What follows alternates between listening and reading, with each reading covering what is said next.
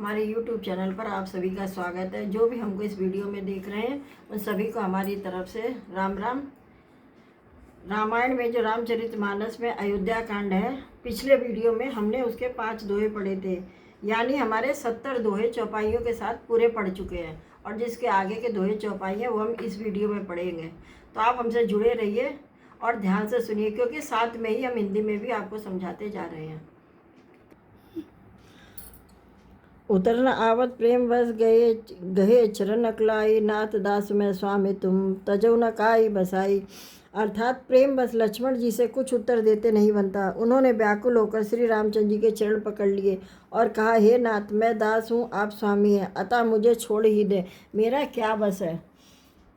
दीन मोहि सिकनी के गोसाई, लाग अगम अपनी कदराई।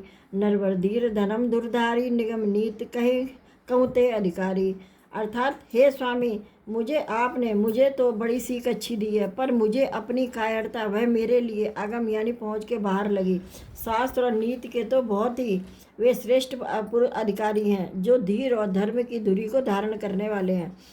मैं प्रभु स्नेह प्रतिपाला, मंदर मेरु ने ले ही मराला। गुरपित मात न जानू काहू, कहूँ सुभाऊ नाथ पतियाऊ। अर्थात मैं तो प्रभु के स्नेह में पला हुआ छोटा बच्चा हूँ, कहीं हंस भी मंदराचल या सुमेर पर्वत को उठा सकते हैं। हे नाथ, स्वभाव से ही कहता हूँ, आप विश्वास करें, मैं आपको छोड़कर गुरु माता पिता किसी को भी नहीं जानता। जह लग जगत स्नेह सगाई, प्रीत प्रीतित निगम निजुगाई। मोरे सवई एक तुम स्वामी, दीन बंधु उर अंतर्जामी। यानी जगत में जहाँ तक स्नेह का संबंध, प्रेम और विश्वास है, जिनको स्वयं वेद ने गाया है, हे स्वामी, हे दीन बंधु, हे सबके हृदय के अंदर जानने वाले, मेरे तो वे सब कुछ केवल आप ही हैं। धर्मनीत उपदेश हिताई, कीरत भूत सुगत प्रिय जाई। मन क्रम वचन चरण रत होई, कृपा सिंधु परिहरी के सोई। अर्थात धर्म और नीति का उपदेश तो उसको करना चाहिए जिसे कीर्ति विभूति ऐश्वर्य या सदगति प्यारी हो, किंतु जो मन वचन और कर्म से चरणों में ही प्रेम रखता हो, हे कृपा सिंधु, क्या वह भी त्यागने के योग्य। करना सिंधु सुबंध के सुनी, मृदु वचन विनीत, समझाए उरलाई प्रभु जानी स्नेह सभीत। अर्थात दया के समुद्र रामचंद्र जी के से भले भाई के कोमल और नम्रता युक्त वचन सुनकर उन्हें स्नेह के कारण डरे हुए जानकर हृदय से लगाकर समझाया। मांगो विदा मातु सन जाई, आव बेग चलत वन भाई। मुदित भये सुनि रघुवर बानी, भय उलाव बढ़ गई बड़ी हानि। अर्थात और कहा, हे भाई, जाकर माता से विदा मांग आओ और जल्दी वन को चलो। रघुकुल में श्रेष्ठ राम जी की वाणी सुनकर लक्ष्मण जी आनंदित हो गए और बड़ी हानि दूर हो गई और बड़ा लाभ हुआ।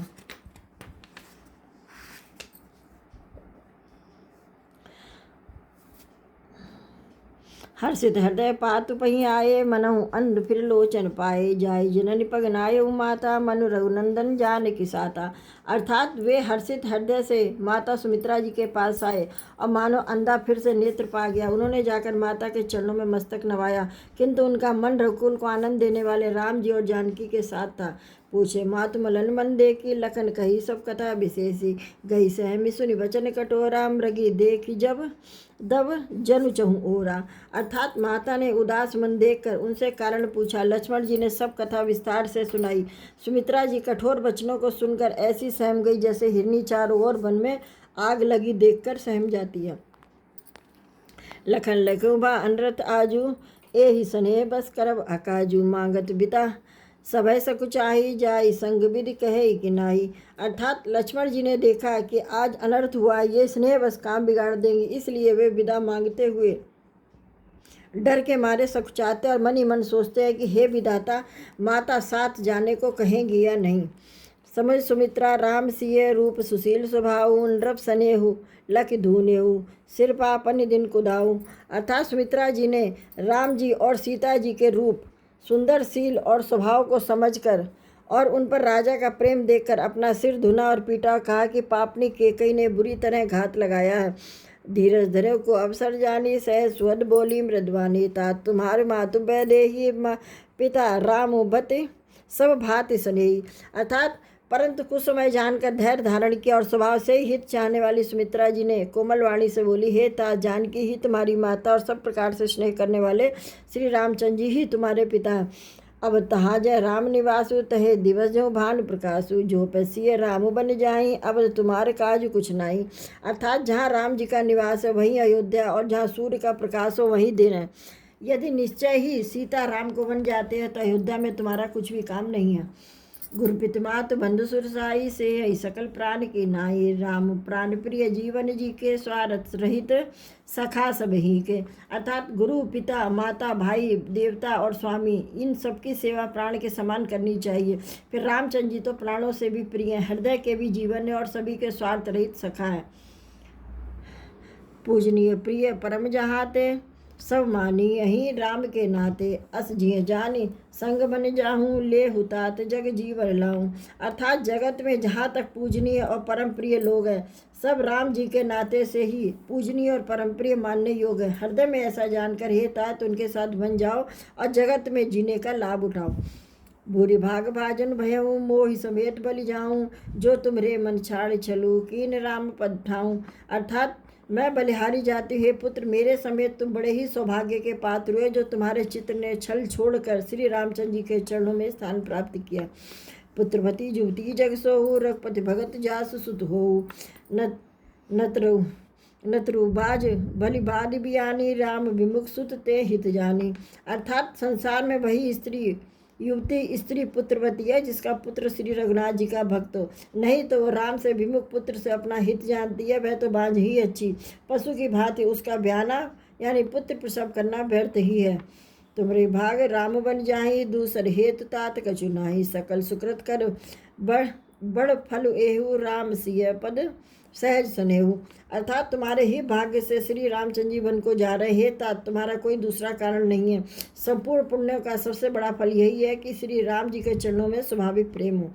राग रोष ईर्षा मद मोह जन सपने इनके बस हो सकल प्रकार विकार बिहाई मन क्रम वचन करे हो सेवकाई। अर्थात राग रोष ईर्ष्या मद और मोह इनके बस स्वप्न में कभी मत होना। सब प्रकार के विकारों का त्याग कर मन वचन और कर्म से श्री सीता जी की सेवा करना।